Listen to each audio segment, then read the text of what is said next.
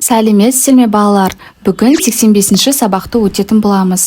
Каналымызға міндетті түрде подписаться батырмасын басып, жазылып алыңыздар. Сіздер үшін пайдалы сабақтар шығып отырады. Құстар туралы не білемін? Тәуелдеулі зат есімдердің септелуі. Жазба жұмыстарын түрлі формада орындай аламын. Тыңдау барысында тірек сөздерді белгілеймін. Сол сөздермен мәтіннің мазмұнын айтамын. Тәуелдік жалғауы жалғанған зат есімдерді септей аламын. Бірінші жаттығу. Тыңдау барысында мәтіннің негізгі тұстарын тірек сөздермен белгіле. Қарлығаш ұя жасаудың шебері. Олар ұясын саз балшықтан өріп жасайды. Ұясын жартастың қуыстарына, су жағасындағы жарларға, үйлердің бұрыштарына салады. Үйлердің іші сыртына салынған ұяларды қазақтар бұзбайды. Оны ырымдап жақсылыққа, жайлылыққа балайды. Ұясы бұзылмай тұрса, қарлығаштар келесі жылы да келіп, сол ұяға мекендейді. Белгіленген тірек сөздер арқылы мәтін мазмұнын бір-біріне айтып беріңдер.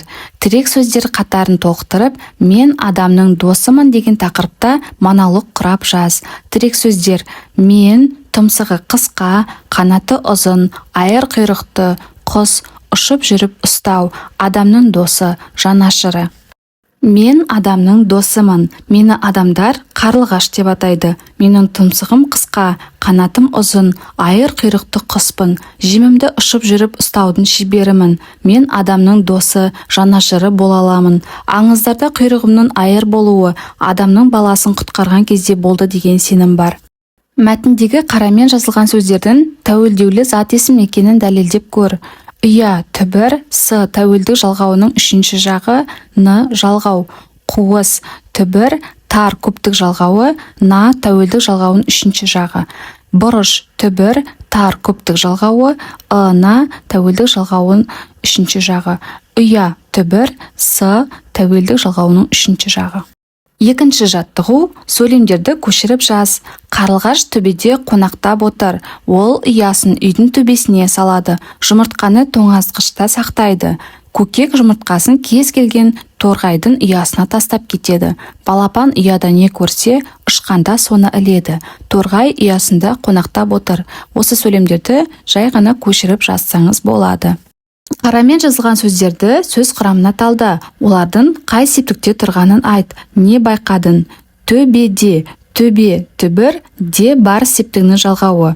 Төбе, түбір, с тәуелдік жалғауының үшінші жағы, не бар септігінің жалғауы. Жұмыртқаны, жұмыртқа, түбір, н табыс септігінің жалғауы. Жұмыртқа, түбір, с тәуелдік жалғауының үшінші жағы, н табыс септігінің жалғауы.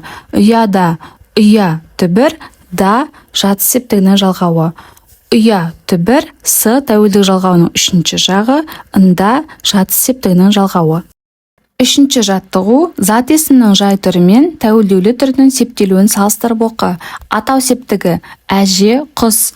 Бірінші жақта әжем, құсым. Екінші жақта әжең, құсың. Үшінші жақта әжесі, құсы. Ілік септігі: әженің, құстың. Бірінші жақта әжемнің, құсымның. Екінші жақта әжеңнің, құсыңның. Үшінші жақта әжесінің, құсының. Бар септігі: әжеге, құсқа. Бірінші жақта әжеме, құсыма. Екінші жақта әжеңе, құсыңа. Үшінші жақта әжесіне, құсына. Табыс септігі: әжені, құсты. Бірінші жақта әжемді, құсымды. Екінші жақта әжеңді, құсыңды. Үшінші жақта әжесін, құсын. Жатыс септігі: әжеде, құста. Бірінші жақта әжемде, құсымда. Екінші жақта әжеңде, құсыңда. Үшінші жақта әжесінде, құсында.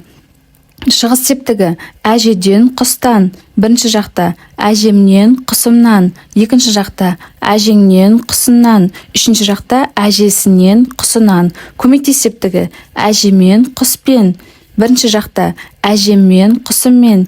Екінші жақта әжеңмен, құсыңмен. Үшінші жақта әжесімен, құсымен. Бірінші, екінші, үшінші жақтағы тәуелдеулі сөздердің септелуіне қандай ерекшелік барын байқа. Тәуелдеп септелгенде қай септіктердің жалғаулары өзгерді? Оларды жеке жаз. Септік жалғауларының астынсыз. Бар септігінде әжеме, құсыма, әжеңе, құсыңа, әжесіне, құсына. Септік жалғаулары өзгерген. Табыс септігі: үшінші жақта әжесін, құсын сөздері өзгеріске ұшыраған. Тәуелдеулі зат есімдердің септелуінде ерекшеліктер болады. Бірінші, екінші жақ тәуелдеулі зат есімдерге бар септік жалғаулары А, Е түрінде жалғанады.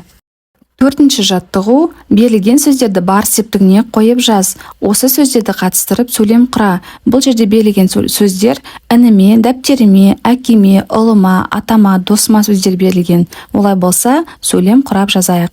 Мен ініме сыйлық жасадым. Дәптеріме үйге берілген тапсырманы орындадым. Әкеме почтадан хат келді. Ұлыма биылғы жылы қызықты демалыс болды. Жазда атама барып көмектесетін болдым. Досыма ертең ауылға кететінімді айттым. Бесінші жаттығу, берілген сөздерді септе. Қанатты достар, қанатты достарым сөздері берілген. Бұл сөздердің септелуін салыстырып, қандай айырмашылық барын айт. Атау септігі, қанатты достар, қанатты достарым. Ілік септігі, қанатты достардың, қанатты достарымның. Барыс септігі, қанатты достарға, қанатты достарыма. Табыс септігі, қанатты достарды, қанатты достарымды. Жатыс септігі, қанатты достарды, қанатты достарымды. Шығыс септігі, қанатты достар, қанатты достарымнан. Көмектес септігі, қанатты достармен, қанатты достармен. Тәуелдеулі зат есімдер септелгенде септік жалғауы өзгеріп кеткен. Тәуелдеулі достарым сөзіне бар септігі жалғанғанда жалғаулар А, Е болып өзгеріп кеткен. Сыныпта құстар біздің досымыз тақырыбына жарнама жазылудан сайыс өтіп жатыр. Сен тілші ретінде әр топтан репортаж ал. Ол үшін төмендегі сұрақтарды толықтырып, компьютерде тер. Бірінші, жарнамада тақырып толық ашылған ба?